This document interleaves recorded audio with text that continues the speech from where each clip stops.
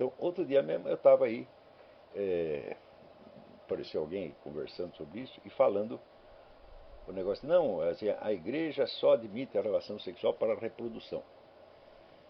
Eu digo, escuta, você pensa que a igreja é o que? É uma fazenda modelo que está lá para, né, reproduzir seres, né? Quer dizer, você é um monte de galinha e tem que reproduzir outras galinhas igual. Você pensa que a igreja é isso? Né?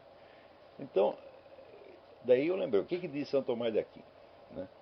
São Tomás de Aquino diz o seguinte, ele diz que o casamento tem três finalidades. Tem uma finalidade natural ou animal, tem uma finalidade humana e tem uma finalidade espiritual. A finalidade natural ou animal é a mesma que tem em todos os animais, é a reprodução. A finalidade humana é o quê? É o amor e a ajuda mútua. A afeição e a ajuda mútua. E a finalidade espiritual é a mútua santificação. Tá certo? Então, só quando atende os três é que o casamento está funcionando. Ora, mas você vê que as finalidades segunda e terceira, né, a terceira não depende da segunda e a segunda não depende da primeira. E a segunda e a terceira juntas também não dependem da primeira. Tá certo? Então, por exemplo, você pode ter amor e ajuda mútua com uma outra pessoa sem precisar reproduzir com ela, ou sem precisar ter um ato sexual com ela. Né? Senão, a gente precisaria estar transando com todo mundo que a gente tem afeição e ajuda de algum modo. Né?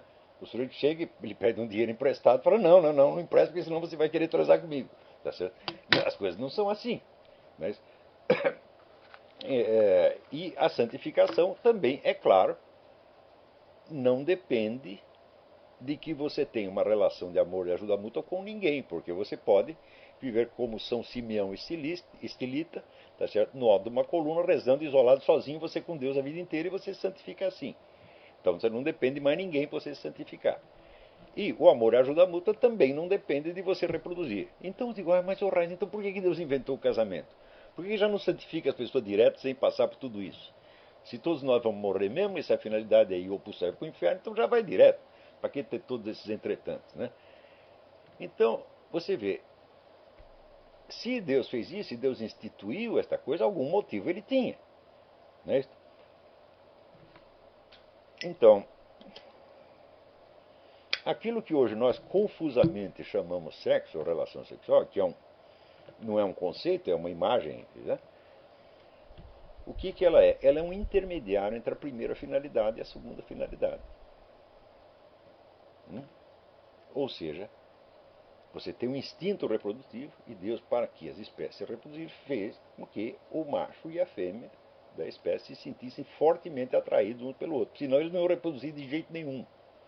Tá certo? Se disser para você, olha, você tem que reproduzir com aquele poste. Tá certo? Ou aqui com o hipopótamo. Fala, bom, pode ser que Deus queira que eu faça isso, mas eu não vou fazer de boa vontade, né?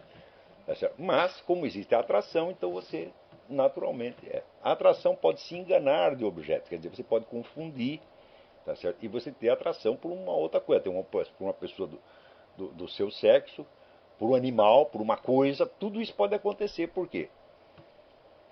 Porque o instinto, o desejo, ele não vem para nós em forma pura, ele vem através da filtragem da imaginação.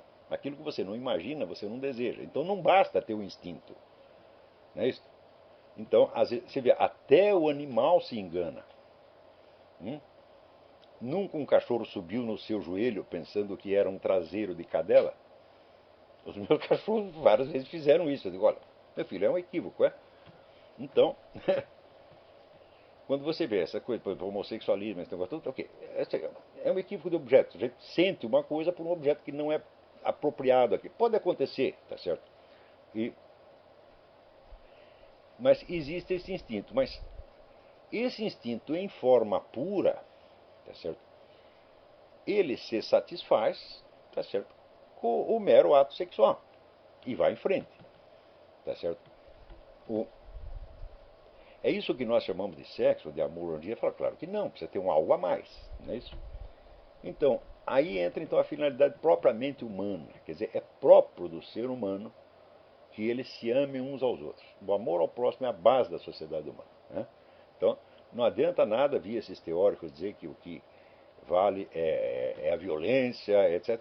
Tudo isso é besteira, mas é besteira. Thomas Hobbes, para mim, um cretino, Conrad Lorenz estava dormindo, tá entendendo? E quem está certo é Santo Agostinho, quer dizer, a base da sociedade humana, e São Paulo aposta.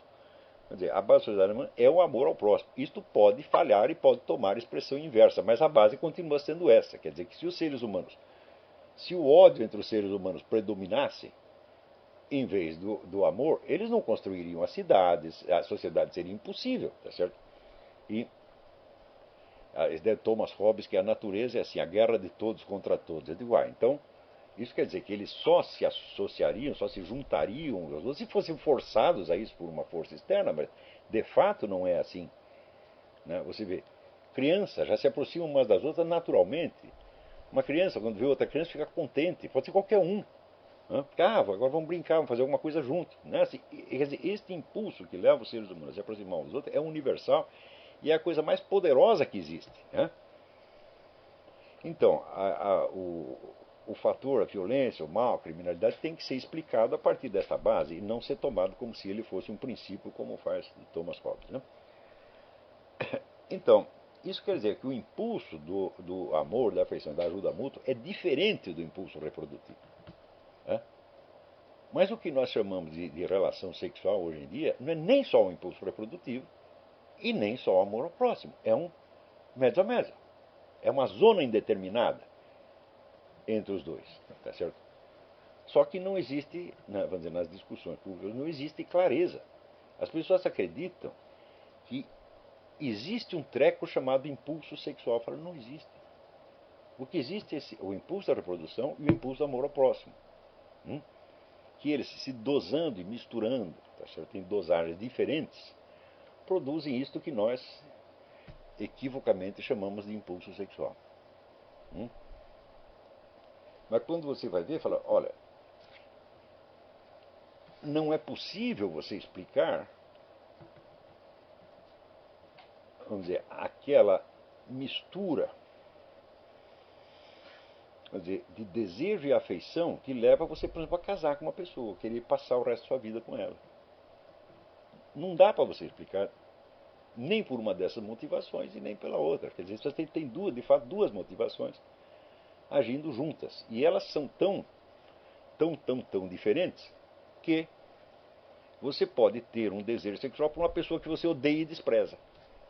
E que você quer ver pelas costas tão logo terminou o ato sexual.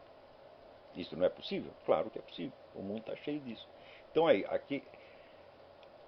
ali o indivíduo, vamos dizer, ele é manipulado pela natureza, ele é enganado pela natureza. A natureza o induz a fazer algo que ele conscientemente não quer fazer, despreza. Né? Mas quando entra o instinto do amor ao próximo, Liput Zonde, que era um sábio, ele claramente distinguia essas duas coisas. Ele chamava o primeiro impulso sexo e o segundo impulso de contato. Dê o nome que quiser, contato, amor ao próximo, etc. Então,